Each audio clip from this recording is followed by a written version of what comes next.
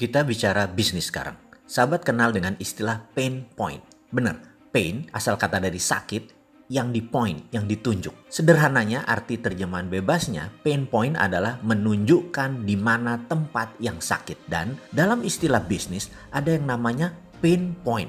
Pasti ada yang saat ini menggeleng-gelengkan kepala yang bisa diartikan belum tahu. Baik, kita lanjutkan. Proyek, bisnis, atau pekerjaan, kalau kita tidak bisa menemukan pain point yang tepat, itulah yang membuat sukses rate-nya rendah alias gagal atau lama. Sekali lagi, keterampilan menemukan pain point adalah kunci sukses. Bisnis bisa kembali modal dalam 5 tahun, bisa kembali dalam 1 tahun, atau bisnis bisa rugi, tidak pernah kembali modal hanya karena salah mengidentifikasikan pain point.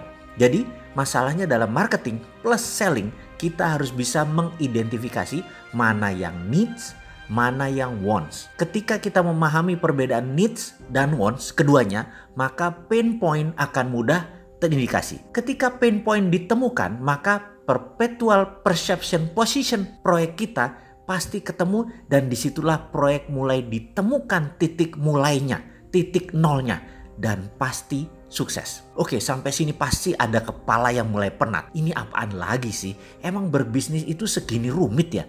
Pantas hanya sedikit yang mau menjalankan. Nah, itu si engkoh-engkoh di pecinan gak belajar beginian, tapi pada jadi juragan kaya-kaya tuh. Pedagang kain orang Padang di Tanah Abang, juragan warteg Bahari Tegal, gak belajar beginian di kampungnya, rumahnya bersusun-susun, tingkat gedong semua kayak di Jakarta, mobilnya banyak, kaya semua, gak belajar beginian. Ada yang komentar begitu, dalam hati sih kayaknya. Sementara ada yang lain lagi, para mantan pejabat Pemda, mantan bupati, para mantan gubernur, mantan bos BUMN, mantan anggota DPRD, DPR, yang gajinya mungkin belasan juta tapi punya miliaran uang di kantong mereka, dan mereka gak ada tuh yang belajar beginian, tetap aja pada kaya-kaya.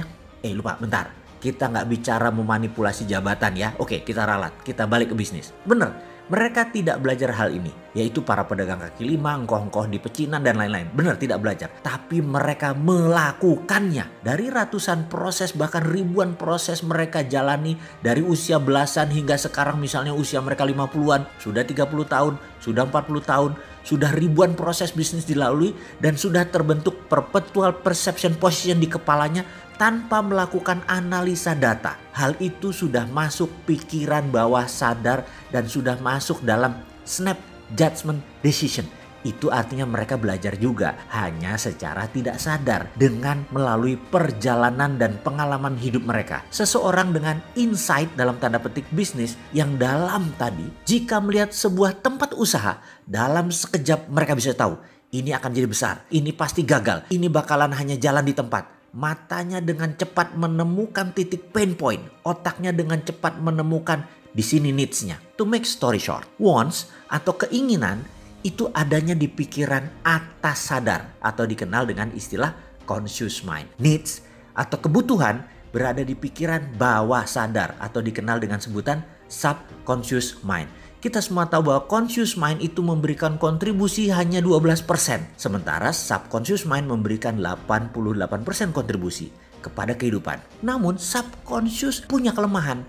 Mereka tidak punya value, tidak punya perception. Jadi Anda harus mengenal apa itu subconscious, karena disinilah kunci sukses Anda. Maaf, data lengkapnya nonton aja di video Sadar Kaya Advance. Kita lanjut ya. Hubungannya dengan marketing plus selling jadinya apa? Keputusan membeli. Sekali lagi, ini huruf kapital nih. Keputusan wants, keinginan, bukan keputusan needs, kebutuhan. Begini contohnya needs, seseorang akan kebutuhannya dengan transportasi. Wants-nya ingin naik Mercy. Sekali lagi, needs tidak bisa diubah, wants bisa diubah. Jadi kebutuhannya akan transportasi tidak bisa diubah, tapi keinginannya naik Mercy bisa kita ubah. Gitu ya, harus diingat ya. Subconscious sulit diubah, conscious ikut angin. Selling itu conscious mind, marketing itu subconscious mind. Nah, mulai pening kan sekarang? Baik, sampai di sini pasti mulai nyambung dengan apa yang saya maksud di awal diskusi ini, yaitu pentingnya menemukan pain point, pentingnya mengidentifikasikan needs dan wants, di mana hasil akhirnya adalah membuat software perpetual perception position,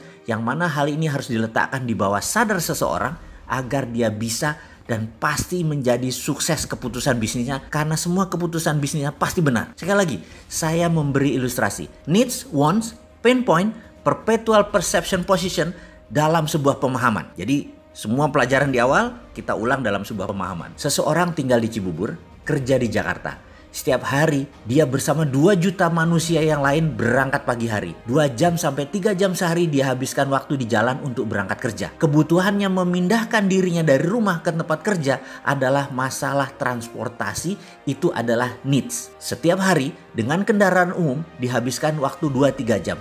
Maka memiliki kendaraan yang nyaman adalah wants-nya. Needs tidak bisa diubah meskipun dia pindah tempat kerja lainnya yang dekat dengan rumah. Dia tetap perlu transportasi dengan pilihan jalan kaki sekalipun. Wants-nya tetap saja ingin mobil Mercy. Pain point-nya di mana? Banyak sisi melihatnya.